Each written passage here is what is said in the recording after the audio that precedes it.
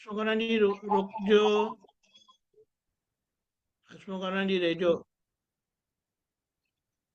મારે જવાનું છે. હસમુખાનંદજી રહેજો. હા, મારી ફાઇલ છે અત્યારે એવું છે. પરસ્પર સ્વવંદ્યા જગના રિહર્સલ થઈ ગયા પૂર્વે, જે ડ્રામા આજ દેખો છો તે પાત્રો જ્યોતિ છે સર્વે. નથી કાયમ નો કોઈ બાપ, નથી કાયમ ની કોઈ માતા, નથી કોઈ કાયમી દીકરા.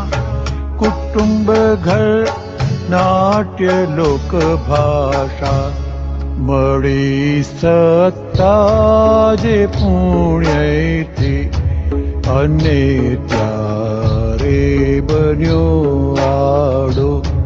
આ ભવમાં ભોગવી પ્રારબ્ધ, પછી તિર્યંચકે પાડો.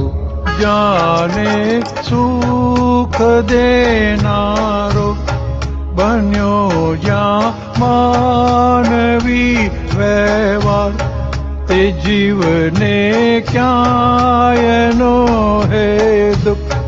થશે સદભાવના સાકાર, મનુષ્યનો હું છું નો વળગાડ.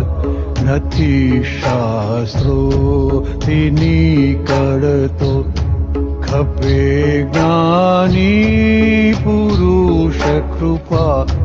તિયારે અહમ ઓગળતો, ભીતરની શાંતિ હણનારા, કોઈ સંયોગે ના વળગો. રહે તા પાંચ આજ્ઞામાં, જગત હોવા છતાં અળવો.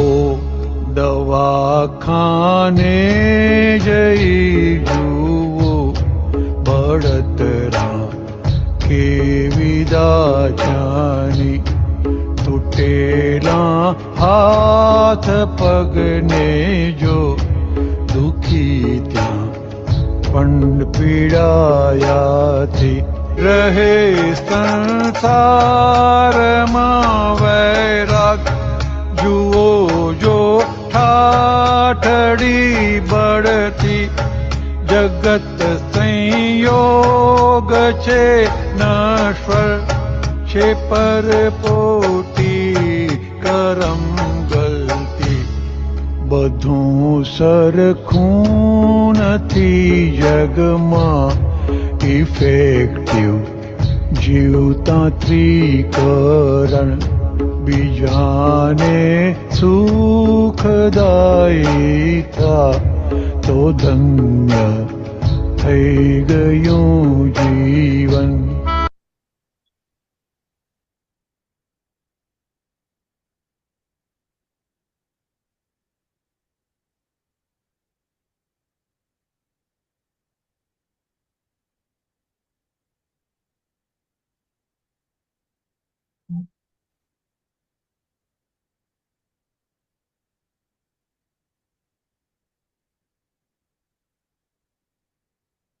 હસમુખાનંદજી, જય સચ્ચિદાનંદ. હસમુખાનંદજી. હા, થોડું નીચે કરજો ને કે.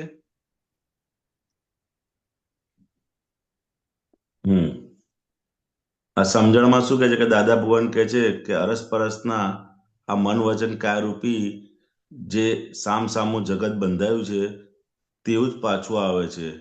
એટલે કે જેનું રિહર્સલ પૂર્વે થઈ ગયેલું છે એ જ બને છે, જેને ખરેખર તમે નથી બનાવ્યું. કર્મ બાંધનાર ગયા અવતારનો અહંકાર, એટલે હું મગનભાઈ કે હું સુમતીબેન, એ અને આજનો હું જે ભોગવે છે એ બંને જુદા જ છે. અને કેવી પરિસ્થિતિઓમાંથી પસાર થાય છે તે દર્શાવ્યું છે. અને જે તમે છો એ જ્ઞાની પુરુષ ઓળખાવે ત્યારે બધાનો ઉકેલ આવે. સમજે ને?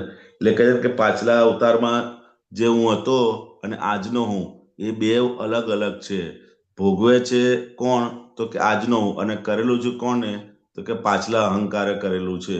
પરંતુ મૂળમાં બંને વસ્તુ અહંકાર જ ભોગવે છે. અને આગળ કહે છે ને કે જેમ જેમ મળી સત્તા પુણ્યથી, બરાબર, મનુષ્ય કેટલી પુણ્ય ભેગી થઈ ત્યારે મનુષ્ય દેહ ભેગો થયો, બરાબર. અને એમાં જો તમે આડા થશો એટલે શું? તો કે કોઈને નડતર રૂપ બનશો અથવા કોઈને દુઃખદાયક બનશો, તો કે આ ભાવમાં તો તમારું પુણ્ય છે એટલે ભોગવશો, બરાબર. પરંતુ એનું પરિણામ સ્વરૂપે શું આવશે? કે તિર્યંચમાં પાછું જવાનો વારો આવશે. એટલે દાદા કહેતા હતા કે અત્યારના મોટા ભાગના લોકો એ રિટર્ન ટિકિટ લઈને આવ્યા છે. કે શું કહેતા હતા? કે રિટર્ન, કારણ કે જે પુણ્યથી બધું ભેગું થયું છે એને યથાર્થ રૂપે ભોગવી પણ શકતો નથી, અને જ્યાં ને ત્યાં એ આડો જ થાથા કરે છે. પરંતુ આપણને આ જ્ઞાની પુરુષની સમજણ પ્રાપ્ત થઈ છે, તો આપણે હવે સીધા થઈ જવાની જરૂર છે. એટલે સીધા મતલબ કે કોઈને પણ દુઃખદાયક મન વચન કાયથી થતું હોય તો તે જાગૃતિ રાખી અને એનું હંમેશા આલોચના પ્રતિક્રમણ પ્રત્યાખ્યાન થવા જોઈએ. તો એમ કરતા કરતા સીધો થઈ જઈશું. અને પછી શું છે કે છે ને કે બીજાને દુઃખ દેનારો બન્યો જ્યાં માનવીનો વ્યવહાર તે જીવને ક્યાંય ના હોય, બીજાને સુખ દેનારો બન્યો જ્યાં માનવીનો વ્યવહાર. સમજાય ને? તો એ દાદા ભગવાને આખી જિંદગી એ જ કર્યું છે કે મને જે મળે એને સુખ થવું જોઈએ. તો આપણે પણ એ જ નક્કી કરવાનું છે. આપણે પ્રાતઃવિધિમાં કરીએ છીએ ને કે પ્રાપ્ત મન વચન કાયાથી આ જગતના કોઈ પણ જીવને દુઃખ ના હો. તો આપણે પણ અંદર નક્કી રાખવાનું કે મને જે ભેગો થાય એને એટલીસ્ટ તો દુઃખ ના થવું જોઈએ. બસ એટલી જાગૃતિપૂર્વક જો આ જીવન નીકળી ગયું તો કે પછી આગળ બધી જ લિંક તમારે મળી રહેશે. અને આપણને તો જ્ઞાન પ્રાપ્ત થયું છે. સમજાય ને? જ્ઞાન પ્રાપ્ત થયું છે તો કે એનાથી શું થશે? કે વધારે વધારે જ્ઞાનની અંદર પ્રગતિઓ થતી જશે. તે જીવને ક્યાંય ન હોય દુઃખ થશે તદ્ભાવના સાકાર. બરોબર. મનુષ્યનો હું છું નો વળગાર નથી શાસ્ત્રોથી નીકળતો, ખપે જ્ઞાની પુરુષની કૃપા ત્યારે અહમ ઓગળતો. સુંદર કવિરાજે આ બે લાઈનની અંદર કેટલું લખ્યું છે કે આજે હું પણાનો વળગાડ છે એ તમે ગમે તેટલા શાસ્ત્રો વાંચો, મોટા મોટા પંડિત થઈ જાઓ, શાસ્ત્રો મોડે કડકડાટ આવડી જાય, પરંતુ જે હું પણાનો વળગાડ છે એ કોઈનાથી નીકળે એવો નથી. ખાલી આ પંચમારાની અંદર જ્ઞાની પુરુષની કૃપા અને કૃપા જ થી જ આ વસ્તુ નીકળે એવી છે. સમજાય ને? ગમે તેટલા આપણે એમ થાય કે આ ચોપડી વાંચી લઉં, આ વાંચી લઉં, આ શાસ્ત્ર વાંચું, પરંતુ હું પણ અંદર જે ભરાઈ ગયો છે પાછલો હું, સમજાય ને, એ ક્યારેય નીકળે એવો નથી. જ્ઞાની પુરુષ એકલાની કૃપાથી જ નીકળે એવો છે. તો આપણે એ જ્ઞાની પુરુષ આપણને મળ્યા, એમની દ્રષ્ટિ પ્રાપ્ત થઈ, એમની આજ્ઞા પ્રાપ્ત થઈ. તો હવે શું કરવાનું છે? તો કે આજ્ઞામાં જ નિરંતર રહીએ એવી શક્તિઓ માગ કરી અને નિરંતર આજ્ઞા દ્રષ્ટિનો ઉપયોગ આપણે ક્ષણે ક્ષણે ગોઠવવાનો છે. જય સચ્ચિદાનંદ. જય સચ્ચિદાનંદ. એક વસ્તુ છે કે જે ગ્રહણ કરવાનું હતું પોતાનું સ્વરૂપ, તે અજ્ઞાની ભેગા થયા, તેનાથી આપણે આ મન વચન કાયા ને દેહ અને દેહની માયાને ગ્રહણ કરી. હવે દાદા મળ્યા છે તો આપણને સ્વરૂપ ગ્રહણ કરાવેલું છે. અને જે ગ્રહણ થઈ ગયેલું છે ને એની માયા એટલે મારાપણું જે પજવે છે આજે, એમાંથી નીકળવા માટે આપણને આજ્ઞા આપી છે કે હવે આ મન વચન કાયાની એની વડગાડ છે તે બધી દુઃખદાયી જ છે, સરવાળે દુઃખદાયી છે. શા માટે? તો કે એનું સુખે આવેલું જતું રહે. બહુ નિર્દયતાથી એનો સમય જાય ને એટલે કશું રોકાતું નથી અને જતું રહે છે. તો કે હવે એની માયા આપણે કરવી નથી. આપણે આપણા સ્વરૂપ, સ્વ સુખ, અનંત સુખ, એની જ માયા રાખીશું. ને એના માટે આપણને આજ્ઞા આપી છે કે અજ્ઞાનથી ભરાયેલું હવે જ્ઞાનીની આજ્ઞામાં રહીને આપણે સારી રીતે છૂટી જઈશું. એમાં એક જ આ છે જે આપણે પેલી વાત કરીને દાદા ભગવાનનું આપતું સૂત્ર છે તેને આપણે જોઈએ એક જ મિનિટ. ડિસ્ચાર્જ વખતે કરતા જુદો છે ને ચાર્જ વખતે કરતા જુદો છે. હવે આજે કીધું કે વિતરાગોની બહુ ઝીણી વાત છે જે દાદાએ ખુલ્લી કરી, એટલે કે જે આજે આપણે જેના કરતા છે સ્વભાવના કરતા થઈ ગયા, તો આ જે મન વચન કાયા છે એના આપણે કરતા કેવી રીતે હોઈ શકે? કારણ કે તો છે જ ને. તો આગળના પેલું કીધું છે ને મગનભાઈ કે સુમતીબેન ના, મગનભાઈ નું નામ આપણે એવી રીતે પોતાની મગનમાં જે અજ્ઞાનની મગનમાં જે બધા કરે, પોતાની મતીથી જે બધું કરે તે આ આજનું આ મન વચન કાયા છે. એટલે અને ઓળખીને અને નિગ્લેક્ટ નથી કરવાનું છે, બેદરકાર નથી રહેવાનું છે, પણ એ વ્યવહાર લાગેલો વ્યવહાર ચોખ્ખો થાય નહીં, કારણ કે એના પર અજ્ઞાન પ્રયોગ થયો છે. કે હવે આ જ્ઞાનના પ્રયોગથી આજ્ઞાથી આપણે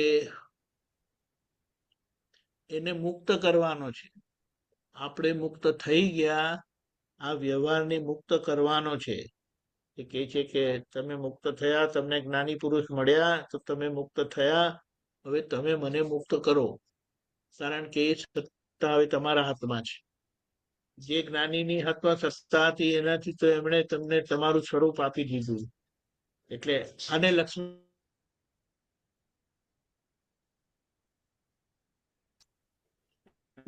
જેટલી નામધારી પર કૃપા એટલી જગતના લોકો પર કૃપા સહેજે રહે છે. કૃપાનો મતલબ એ કે સામાની પીડા, સામાનું દુઃખ સમજીએ અને જે તે રસ્તે આપણે એને મદદરૂપ હેલ્પ કરીએ, એને એમાંથી મુક્ત થવામાં.